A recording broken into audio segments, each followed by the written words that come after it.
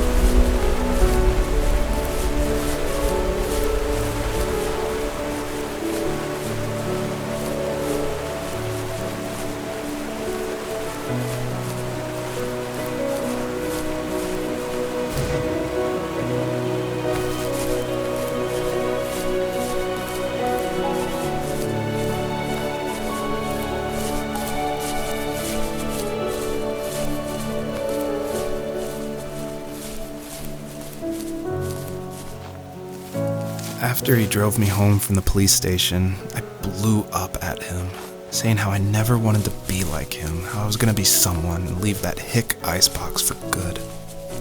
He just looked forward at the road with tired eyes. I took out that bluegrass tape from the cassette deck and chucked it out the window. In my sage teenage wisdom, I thought I had proved the ultimate point, but my dad had a different idea. He slammed the brakes, slowly bowed his head while gripping the steering wheel, and finally looked at me. All he said, like it was a polite request, was, "Make this right." I sat there in silence, fuming, but I eventually got out and combed every square inch of the woods, muttering profanity after profanity. I found it 30 minutes later, near a small waterfall off the road. I went back to the truck, put the wet tape back in, and sure enough it worked. We didn't speak another word to each other the rest of the night. Wow, I knew you were a crazy teenager, but... It's hard to believe, isn't it? It surprises me too. It's like I didn't really know who that kid was back then. I bet my dad thought the same thing over and over. It's almost like he was saying, "Make this right," to himself, more than to me.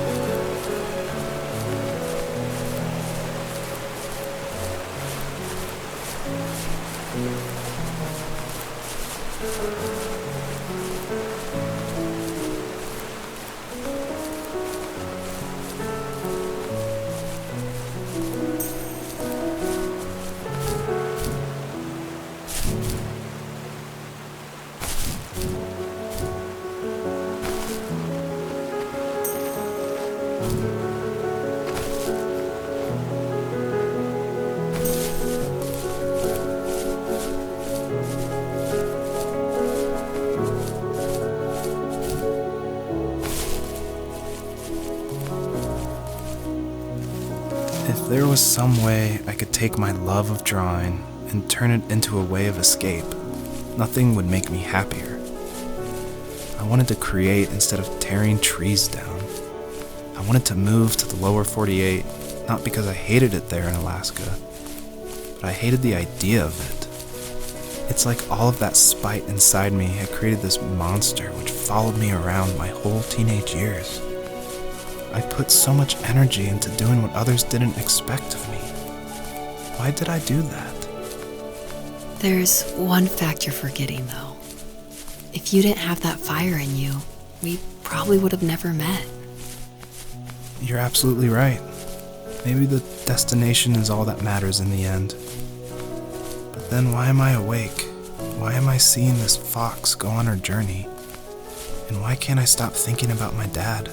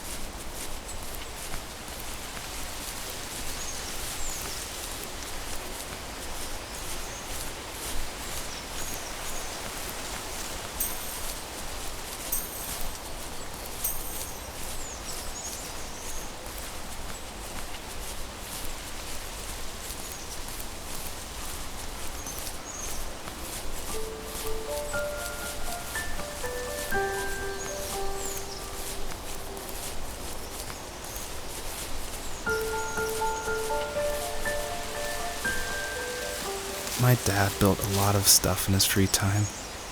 If he wasn't watching fly fishing or reading Tom Clancy novels, he was carving something. He made tons of birdhouses.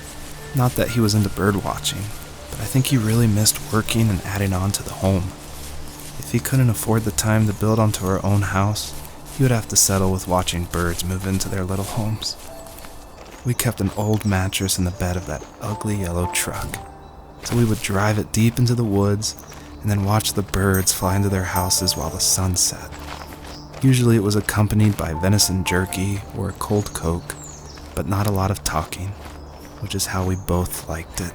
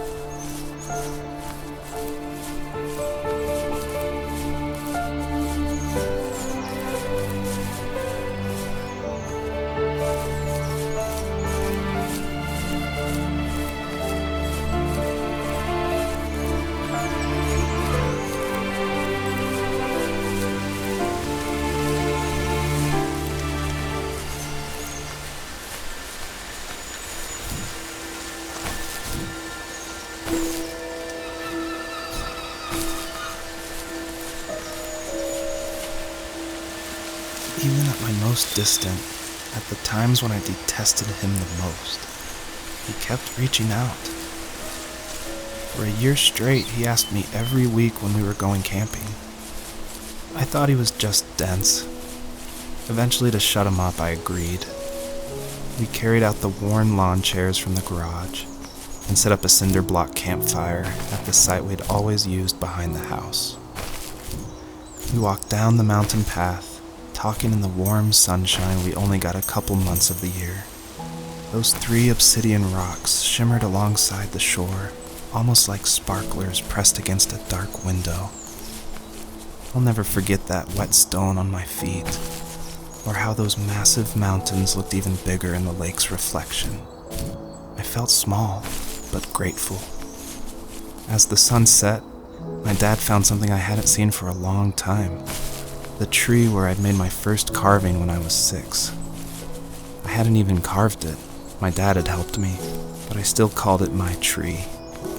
Something about seeing my name there made me open up, and we talked about everything that night in that old camouflage tent.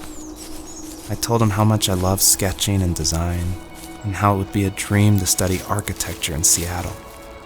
I told him how I didn't get along with my friends much anymore, but that I didn't mind being alone. He told me he was there for me, and he joked that if all he had to do was write my name on a tree to finally get me to talk, he would have left me carved logs with novels on them in front of my room every morning. I don't know why it took me that long to realize it, but it was then I knew how much he had sacrificed for me. On our property, there were old abandoned pieces of a shed and car long left unused. I used to ask him all the time who those people were that left all this junk, and I'm sure he got so tired of hearing it that he made up some elaborate stories how a brown bear ate them and haunted the woods afterwards. What's funny is I think it made those people seem more real. Growing up thinking they were still hanging out like they couldn't say goodbye. I used to tell my friends how I could swear I saw spirits move near the water, and that always freaked them out. I guess it didn't bother me, because the way I saw it, they were normal people with old cars and sheds, just trying to figure out how to survive and be happy in the middle of nowhere. It was a cool thought that they didn't want to leave, but you know, I was a weird kid. Well, you had good company since those ghosts liked living in a place where they were brutally devoured.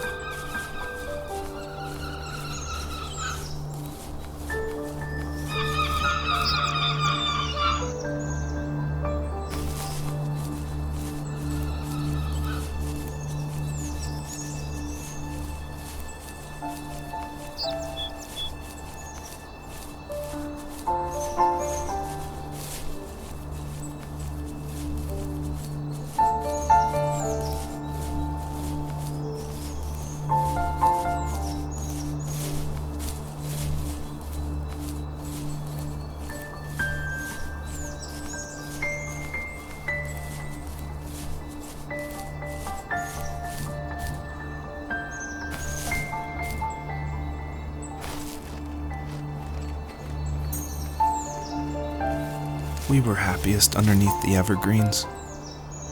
We decided it was time to finally map out the hundreds of acres we lived on just to pass the time during the summer.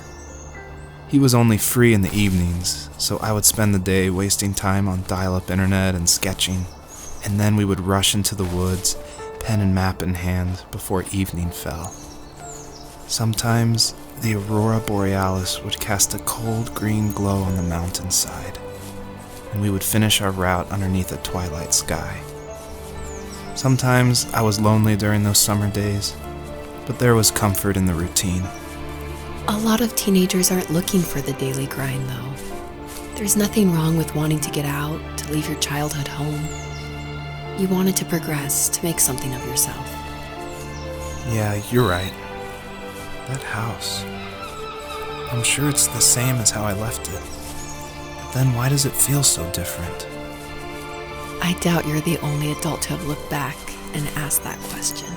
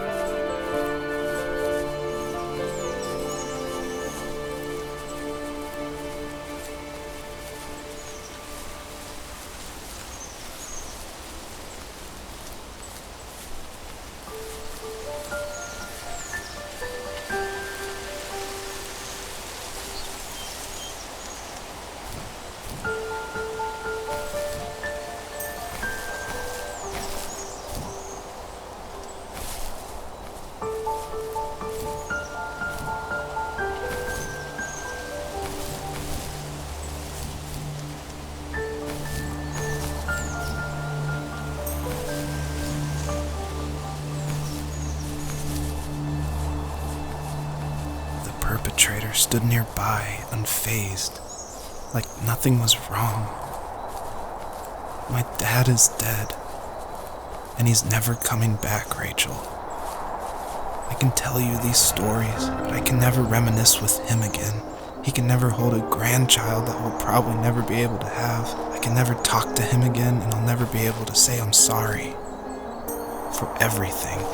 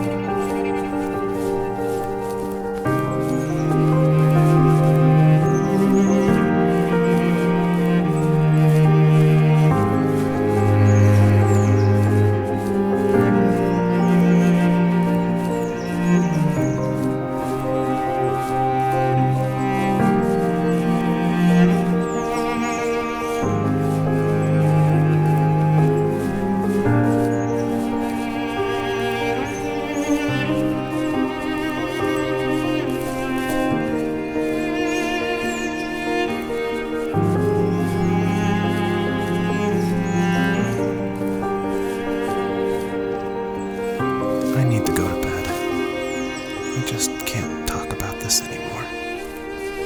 Good night.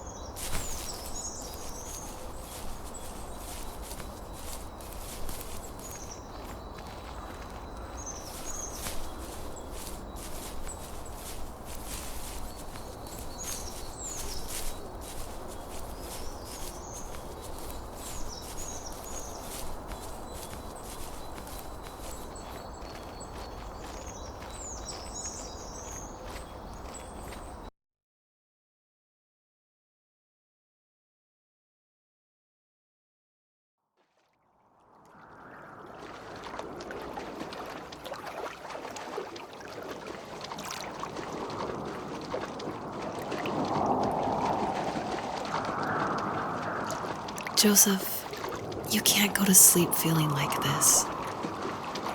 I'm sorry for everything, and I know you need space, but I'm here for you. You don't need to feel so lost. Joseph, have I ever told you what my mother was like?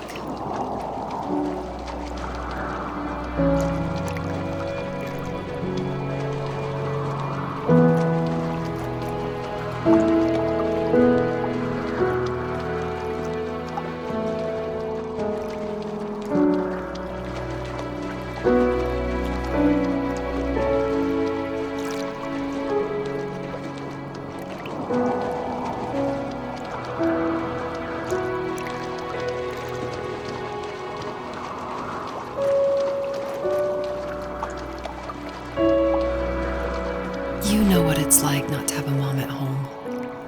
And you know how hard that made my childhood.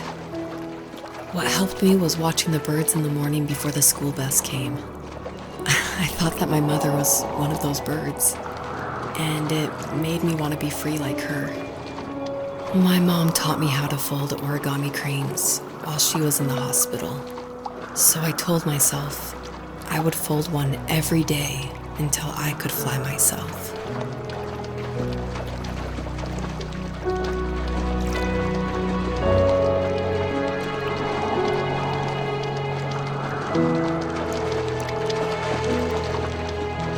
I think we both have always loved animals, and for me that love started with a dog. Sometimes this Rottweiler would come up to our property line and wait at the fence for me, but only once in a while. I was sure to check every day immediately after school, and it usually ended in disappointment. I would even steal money from my passed-out dad just so I could buy these off-brand dog biscuits. Even when she did stop by, she never went beyond the fence. Why was she so scared? I think my dad was the opposite of your dad in almost every way, except he was in the military as well. He coped with alcohol of every kind. The trailer started falling apart, he got angry, and I withdrew. More and more I became the weird, quiet kid who made lots of origami birds and carried dog biscuits around. I think we were pretty similar when it came to being the weird kids. And that same sincerity in college was one of the reasons I was so drawn to you. Life got worse and worse. And at one point, I really didn't think I could survive another day with my soul still intact. I had no real friends, let alone neighbors, since we lived in the middle of nowhere. I should have talked to my teacher, but I was scared what he would do if he found out. As I waited for the school bus one morning, I walked around until I found something in an abandoned shed. Something I can't put into words. I summoned courage I didn't know I had, and I broke into my dad's room and found the key to the shed where he had locked my bike. I'll never forget that feeling. The wind rushing by my ears as the sun rose over fields of wheat. I was flying for the first time. I biked as far as my legs could take me until I found a house that felt friendly, and that felt like home. Those strangers helped me in so many ways. And if it wasn't for them, I wouldn't have found my foster family. And if it wasn't for my parents, I wouldn't have met you. You have strength, Joseph, and you're not as alone as you think. It's all just so pointless. Just waiting for life to happen. It's like having the home I always wanted is cursed out of my reach. The thought of being a parent myself. How could I do that when I couldn't even be a good son? I'm sorry. I know what you're saying. I just don't know how things will work out. These quiet hours will turn into years. We'll wonder which roads passed us by. Then we'll forge a new road together. Besides, I discovered for myself that one fateful morning where any hopeful road leads to. There may be thorns and mist, but it always leads to the same thing. And what's that? Family. I'm so glad that you're part of my family, Rachel. And I'm glad you're part of mine.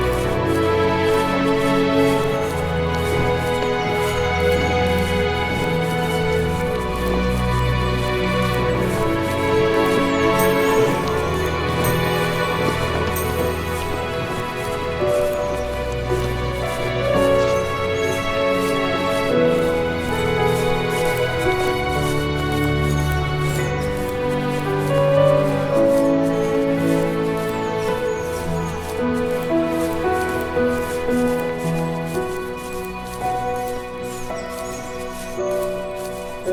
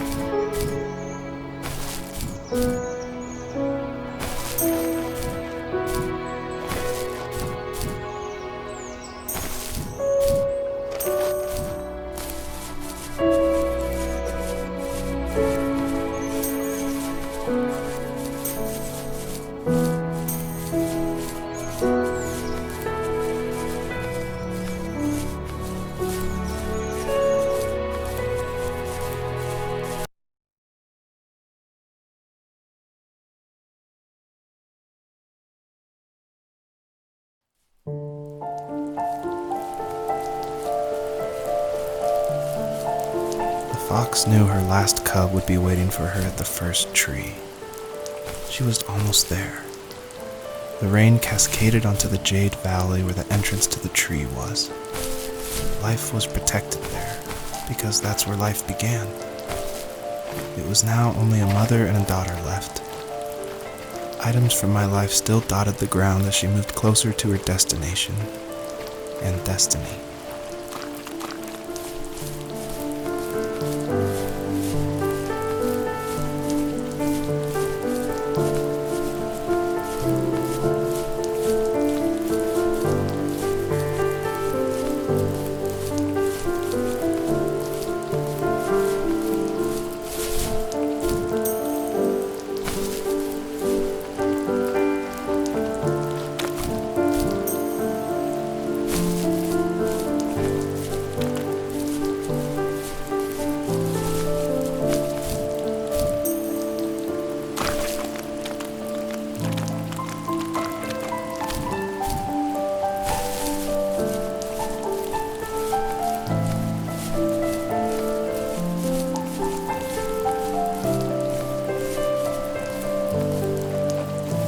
At the end of high school, I felt something I hadn't felt in a long time. Drive. I looked into the best architecture schools on the West Coast, then got a dose of reality when looking at other students' portfolios and the high cost of tuition.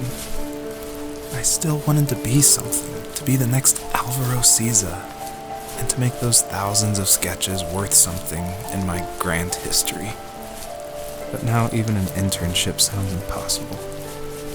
Siza helped me understand how essential emotion is in architecture, and he also said light is the real composer of space. I like to think these glints of light, like not finding a job or even a strange dream about a fox, are something I should be thankful for, even if the illuminated space is something I'm less than comfortable with.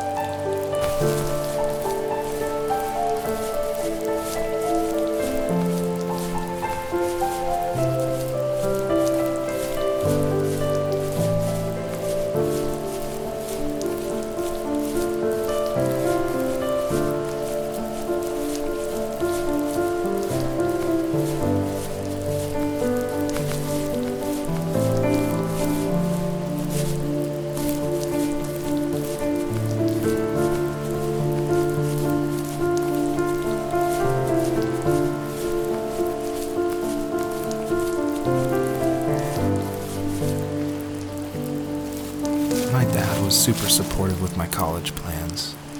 To a point. Things were okay until this terrible accident happened. I guess a forklift flipped over due to a bad axle, and it crushed one of the workers there. My dad didn't eat for days, even though he wasn't directly involved. It devastated him. Not only did it hurt the business, but it just freaked him out. He would talk in his sleep, muttering things about firing people and saying sorry. One fateful day he approached me, said that since my school search wasn't going well, I should finally be a man and take over the family business. He said one day he was going to die, and that all of his work, sacrifice, and even that man's life would be wasted in vain. I just lost it. Teenage me just exploded at the thought. I screwed up. I said things I shouldn't have. He was having a crisis, and I pretty much spit in his face.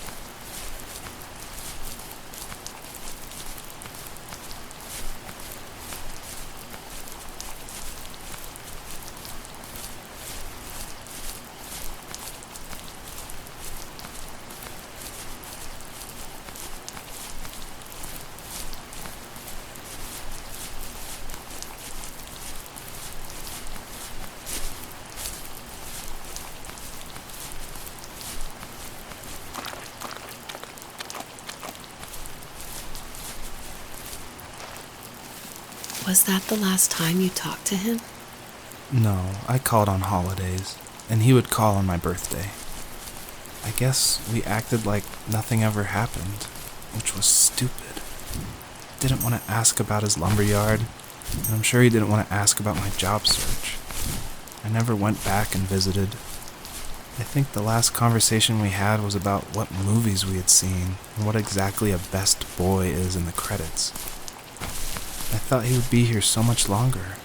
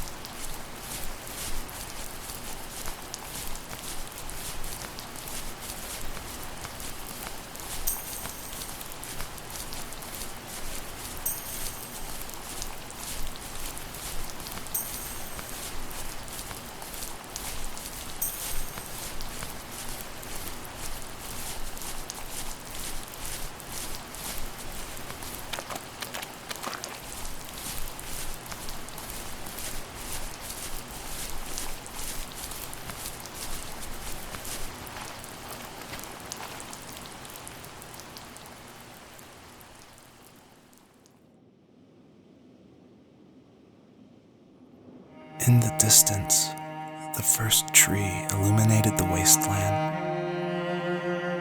She couldn't go home anymore. She did the only thing she was capable of: moving forward. My dad died alone in the middle of the wilderness. I should have been talking to him more. I should have done a lot of things differently.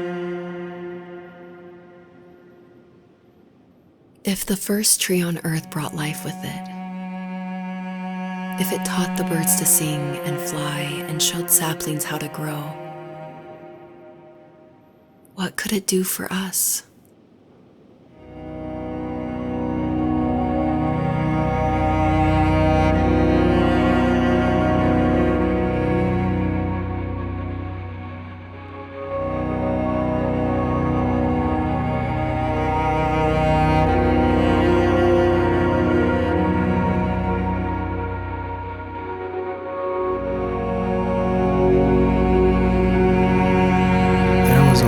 Received yesterday from a name I didn't recognize, with a quote I can't stop thinking about.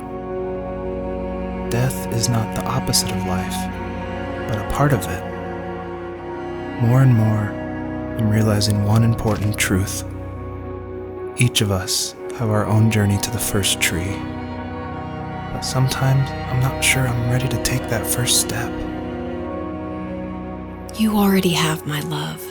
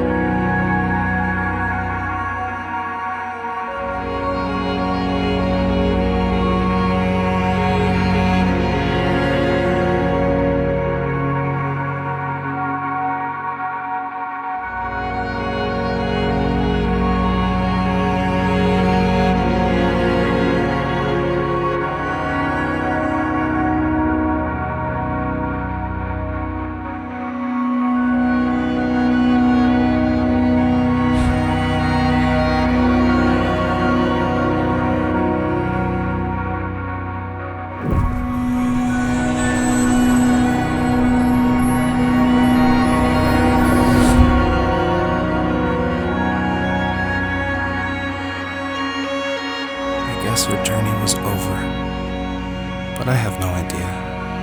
It was only a dream, a distraction from tomorrow. I don't think dreams normally bring back to memory so many important feelings. Maybe it was just a dream, but it was also a gift. Yeah, I suppose. But tomorrow we're getting on a plane to the last place on Earth I want to be. The only person that would have made the trip worth it is gone. You're going to see him and be with him one last time before you say goodbye. I have one last quote for you by Emerson, sealed in an imaginary letter from me to you. It is the secret of the world that all things subsist and do not die, but only retire a little from sight and afterward return again. Go to sleep, my love. We have a big day tomorrow, but I'll be there with you every step of the way. Thank you. Thanks for listening. Good night, Rachel. Good night, Joseph.